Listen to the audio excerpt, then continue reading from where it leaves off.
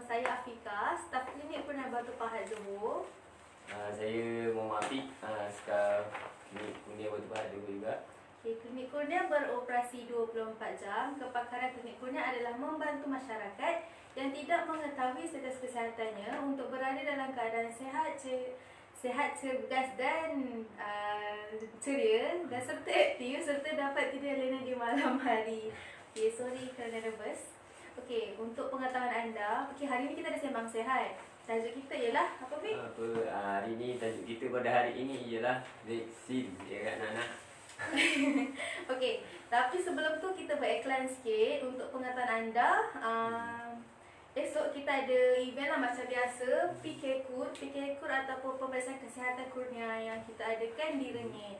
So, esok ni dekat Balai Kelompok Kampung Parit Besar Rengit pada pukul 8 Daya betul tak? 8 dah? Okey, kita dah pukul 8. Pukul 8 dan waktu petang? Waktu petang dekat Masjid Jamik Baitul Rahman, Kampung Sungai Tokang dekat Rengit. So, yang tu pada pukul 2 lah.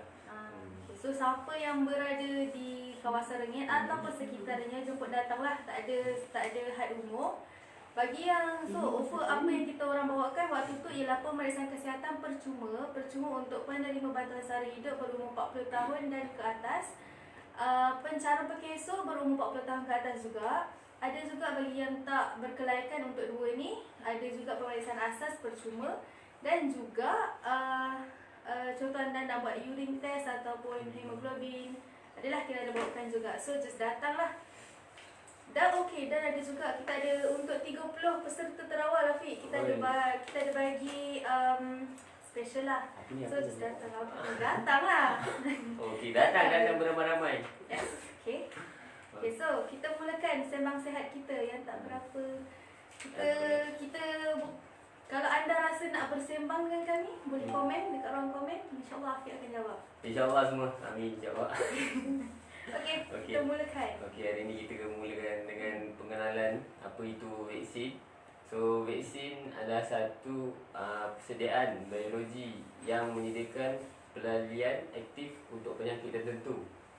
Okey, vaksin ini mengandungi ejen yang akan merangsang sistem imun badan agar mengenali ejen itu sebagai ancaman. Yang keduanya, ia diambil daripada mikroorganisma penyebab penyakit itu sendiri. So, vaksin ini boleh mencegah akan atau memperbaiki kesan-kesan jangkitan dengan apa-apa patogen asli dan liar. So, prosesnya pengenalian vaksin ke dalam badan dikenali sebagai vaksinasi dan merupakan suatu langkah pencegahan penyakit yang paling berkesan. So, antara sejarah pembangunan vaksin ini, istilah vaksin berasal daripada nama saintifik untuk cacar lembu. Cacar lembu. So, konsep vaksin ini ilhamkan oleh Edwin Jenner. Tak berapa nak tahu. Pada 18 info detail lah bagi yang nak tahu vaksin tu apa benda. So, pada 1881, saintis Perancis Louis Pasteur mencadangkan agar istilah-istilah tersebut dikembangkan untuk inokulasi perlindungan baru yang dihasilkan ketika waktu itu sebagai peringatan Jenner. So, antara keberkesanan vaksin ini, perlindungan kadang-kadang gagal kerana sistem badan tidak dapat bertindak balas dengan secukupnya. So, keberkesanan atau prestasi vaksin ini bergantung kepada beberapa faktor, antaranya penyakit sendiri adalah vaksinasi yang lebih berkesan terhadap setengah penyakit orang lain. Yang kedua, strain vaksin. Ada beberapa vaksin khusus atau setidaknya yang paling efektif melawan strain penyakit-penyakit yang tertentu. Yang ketiga, pengambilan vaksin telah dilaksanakan mengikut jadual yang betul. Yang keempat, tindak balas pelik terhadap vaksinasi. Ada setengah golongan ni di mana mereka tidak akan menghasilkan antibody meskipun vaksinasi dilakukan dengan betul.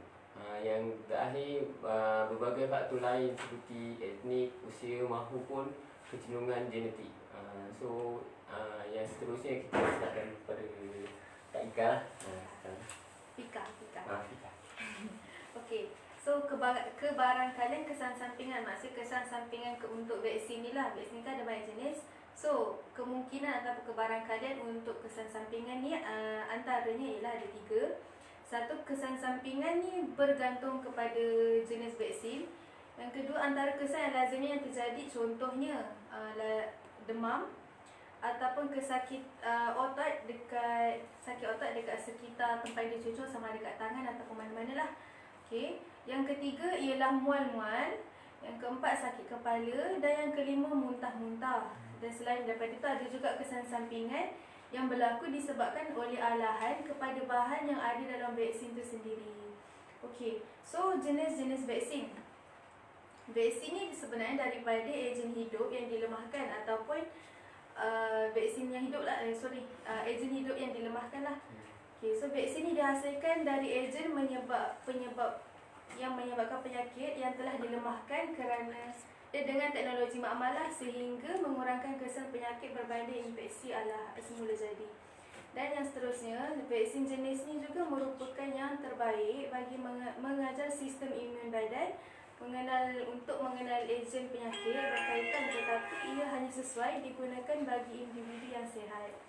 Dan seterusnya, antara vaksin yang menggunakan kaedah ini adalah yang pertama ialah measles, yang kedua rubella dan yang ketiga ialah demam campak. So, walau bagaimanapun, vaksin ni sebenarnya ada kekurangannya tersendiri. Contohnya, yang pertama, tidak sesuai bagi orang yang mempunyai tahap imuniti badan yang rendah. Yang kedua, memerlukan keadaan sejuk untuk kekalkan potensi vaksin ni. Contoh kita simpan peta ais lah. Yang ketiga, kesukaran untuk penghasilan vaksin ni daripada bakteria. Dan yang seterusnya, vaksin ni kita kan macam tadi saya cakap jenis vaksin. Yang pertama tadi, vaksin yang vaksin daripada ejen hidup yang dilemahkan. Yang kedua, vaksin ni dari ejen yang dimatikan ataupun inactivated agent.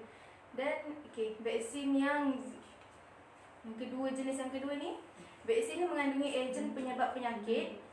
Ejen yang penyebab penyakit yang telah dimatikan menggunakan kaedah bahan kimia, pemanasan ataupun radiasi dimakmal. Dan vaksin ni juga ejen atau kuman yang masih dalam keadaan baik dari segi struktur, membran dan antigen, menyebabkan sistem imun badan manusia masih boleh mengenal pasti kuman dan bertindak balas tanpa menyebabkan penyakit. Ia juga lebih stabil dan menyebabkan mutasi kerana kuman telah mati. Dan kesarangsangan vaksin ini terhadap sistem imunisasi lemah dan kadang-kala memerlukan beberapa dos tambahan bagi mengekalkan tahap imunisasi seperti vaksin bagi penyakit polio. So yang ketiga, jenis vaksin yang ketiga, vaksin dari toksin kuman yang inaktif ataupun inactivated toksin. Kuman menghasilkan jenis toksin yang menyebabkan penyebab utama penyakit. Dan kaedah mengaktifkan toksin akan digunakan dan toksin akan dirawat, dikenali sebagai toksid.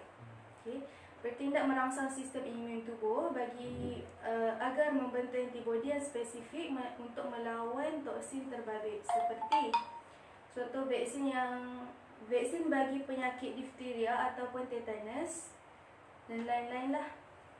So yang jenis yang keempat, vaksin subunit ataupun subunit vaksin lah, dihasilkan menggunakan hanya sebahagian dari mikroorganisma terbabit. Contoh seperti antigen. Dan sebanyak 1 hingga 20 antigen yang telah dikenal pasti terbaik untuk merangsang sistem imun bagi penyakit tersebut diasingkan di makmal. Contoh vaksinnya ialah vaksin bagi hepatitis B dan pertussis. So, antara kelebihan kekurangan vaksin.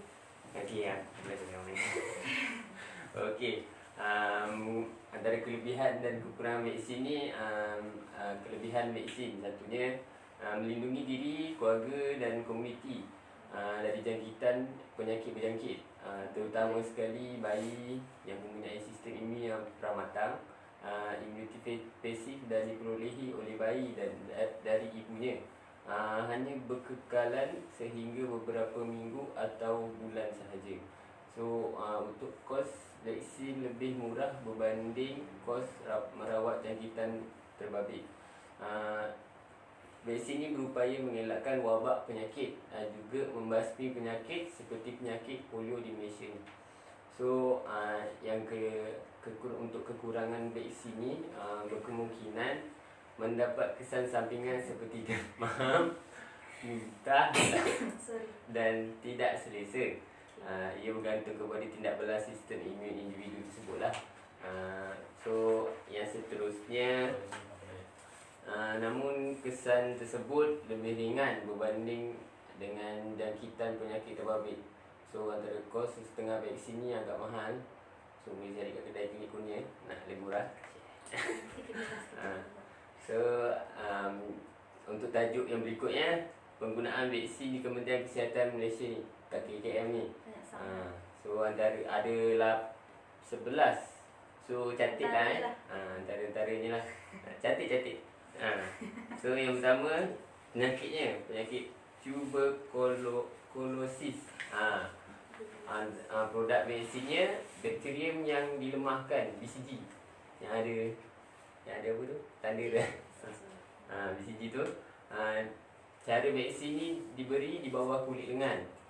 So kat situ selalunya bayi baru lahir kan. Baru lahir, so dia terus take BCG untuk imunisasi lah.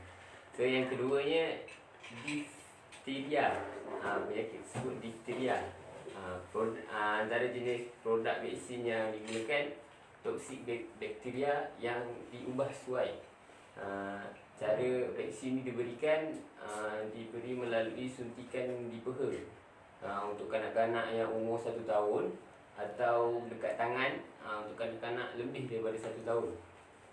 So ini yang mana nak tahu kesihatan anak beliau So penyakit yang ketiga. Anak anda. Oh, mau kecil.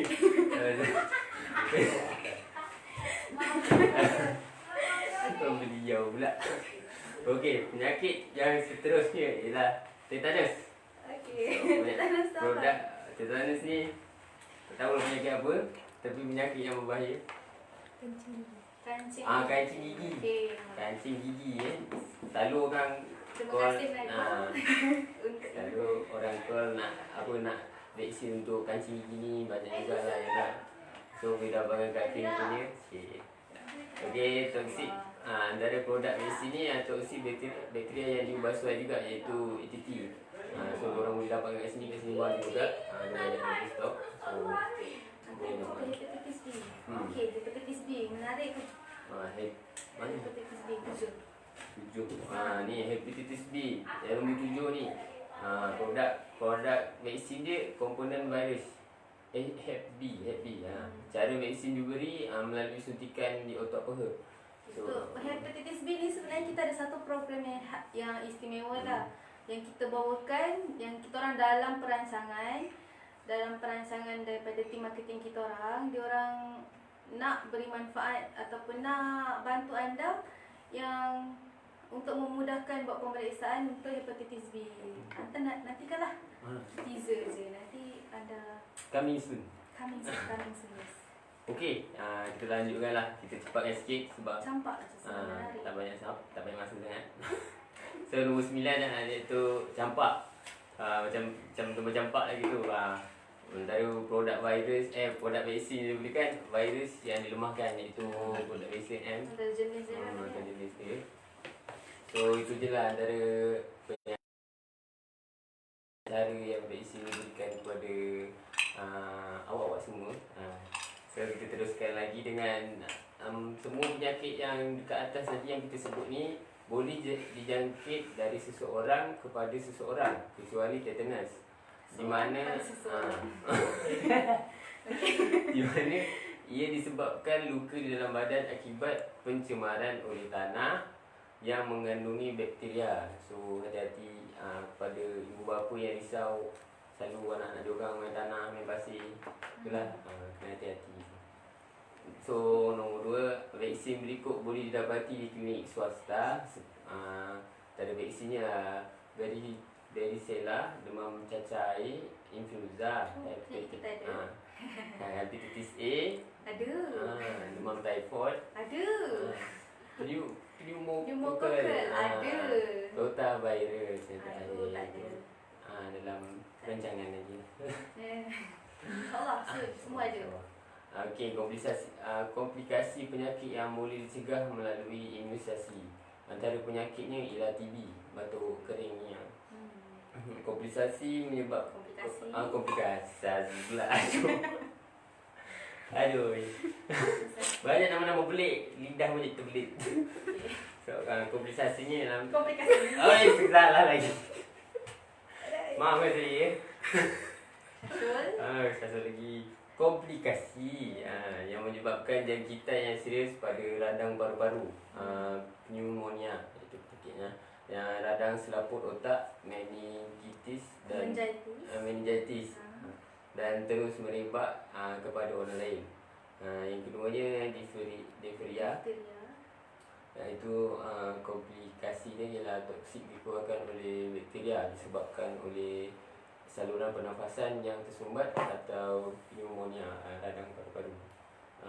Penyakit yang seterusnya ialah pertussis, batuk kokol. Antara komplikasinya ialah ia akan menyebabkan batuk kokol yang kekurangan oksigen ke otak. So yang tak ada otak. Itu lain.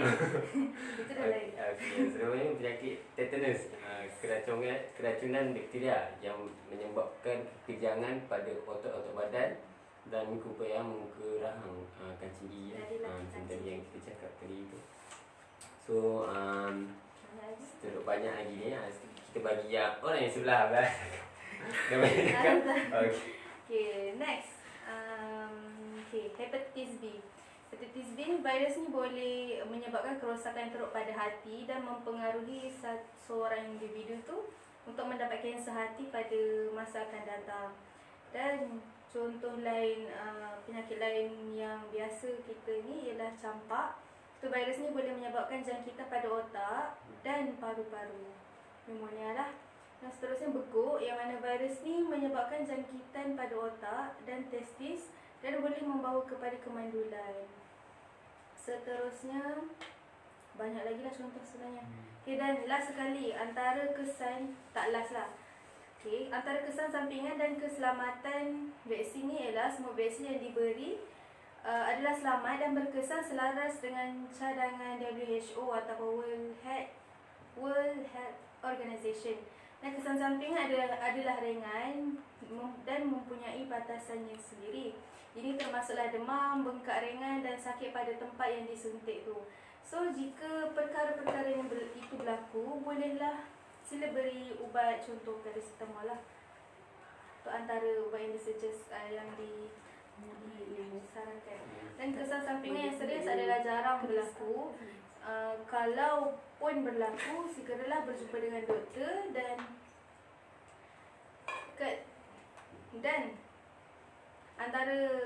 antara tanda-tanda lain ialah contoh untuk budak menangis berterusan, mengantuk, pucat, berlaku kecutan otak dalam tempoh 48 jam selepas suntikan.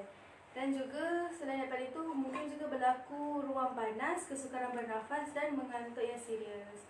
So, apa langkah berjaga-jaga dan tanda-tanda semasa imunisasi? Penting, Okay. So, antaranya ialah penjagaan perlu diberi perhatian. Kesakitan yang sedikit tanpa demam bukan merupakan tanda imunisasi. Dan reaksi yang sedikit selepas mengambil telur bukan merupakan tanda suntikan campak. Walau bagaimanapun, jika bayi anda mempunyai kesakitan yang teruk dengan suhu badan yang mencecah 38 degree Celsius, tinggilah, imunisasi akan ditangguhkan sampai bayi tersebut sihat. Dan jika bayi mempunyai lebam yang jarang berlaku, suntikan akan menyebabkan pendarahan pada otot.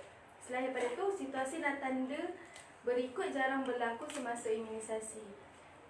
Vaksin hidup, contoh OPV, MMR adalah kontraindikasi untuk bayi-bayi yang mempunyai daya tahan tubuh yang lemah disebabkan oleh penyakit serius ataupun penggunaan ubat-ubatan tertentu. Yang ini penggunaan steroid dalam jangka masa panjang atau perawatan kanser. Bagaimanapun, apabila bayi telah sihat, imunisasi boleh diberikan. Dan kanak-kanak yang telah dikenal pasti adalah terhadap pemberian imunisasi yang lalu. Itulah antara situasi ataupun tanda-tanda yang jarang berlaku. So itu je lah. Habis sudah. So, dekat klinik kuliah kita sebenarnya ada je yang macam vaksin-vaksin.